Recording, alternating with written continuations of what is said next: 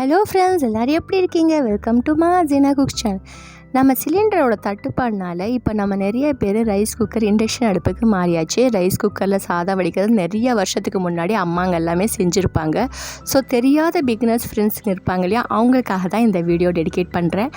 So நல்லா ரைஸை நல்லா உதிரியாக எப்படி செய்யலாம்னு சொல்லிட்டு பார்க்கலாம். ஃபஸ்ட்டு நான் இது ப்ரீத்தி ரைஸ் குக்கர் தான் எடுத்துக்கிட்டேன். இது ஒரு 5 வருஷத்துக்கு முன்னாடியே வாங்கினது. ஸோ இப்போ அதோட பாத்திரம் ஒன்று கொடுத்துருப்பாங்க இல்லையா, அதை ப்ளேஸ் பண்ணிக்கிறலாம். இப்போ இது எல்லாமே நான் ஸ்விட்ச் ஆன் பண்ணலாம். ஆஃப் ஸ்டேஜில் தான் இது எல்லாமே நடக்குது. அதோட இது மாதிரி ஒரு பிளேட் கொடுத்துருப்பாங்க, ஹோல்ஸ் வச்சது. ஸோ தட் நமக்கு தண்ணியாக தான் இருந்தால் கீழே அப்படியே போயிடும். இப்போ நான் இன்றைக்கி 1 கப்பு அரிசி எடுத்துக்கிட்டேன். இது கிட்டத்தட்ட 300 கிராம் அரிசியை நல்லா ஒரு 2-3 தடவை நல்லா வாஷ் பண்ணிவிட்டு ஒரு 30 நிமிஷத்துக்கு தண்ணியில் நல்லா ஊற போட்டோம்னா நம்மளுக்கு சீக்கிரம் ரைஸ் குக்கும் ஆயிரும். அது நல்லா கரண்ட்டும் பவரும் சேவ் ஆயிரும். அதுக்காக தான்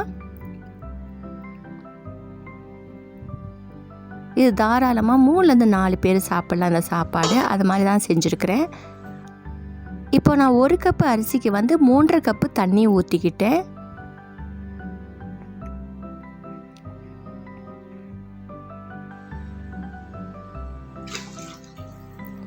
நிறைய பேர் சாதம் செய்வாங்க, ஆனால் ஒன்று குழஞ்சிரும், இல்லாட்டிக்கு பருக்கியாக வந்துடும்.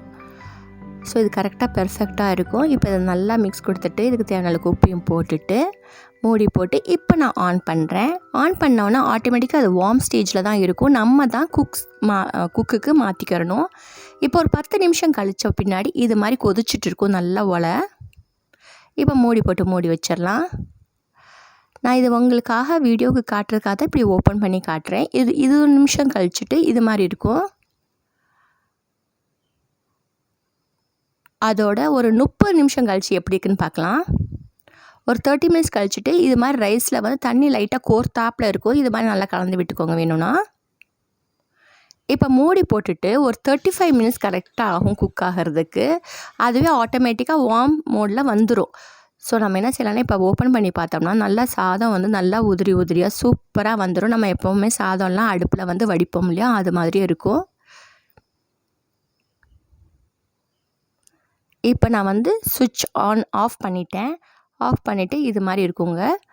ஸோ நீங்கள் எதுலேயுமே ட்ரான்ஸ்ஃபர் கூட பண்ணிக்க தேவையில்லை. அப்படி வேணும்னா பண்ணிக்கிறலாம்.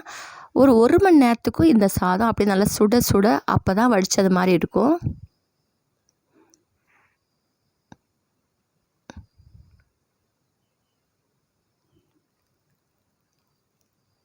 பாருங்கள், நல்லா உதிரியாக சாதம் நல்லா சூப்பராக ஆயிடுச்சு.